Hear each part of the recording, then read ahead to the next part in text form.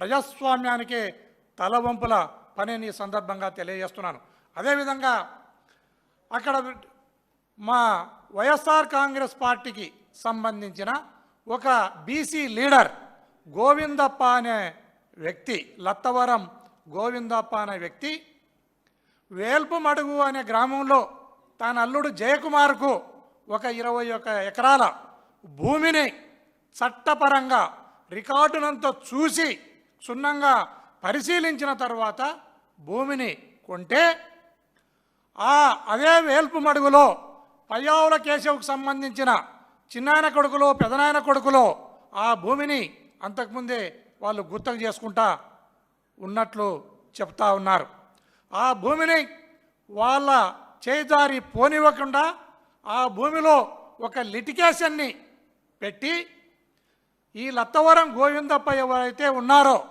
అతని ఇంటికి పయ్యావుల సీనప్ప అంటే పయ్యావుల కేశవ్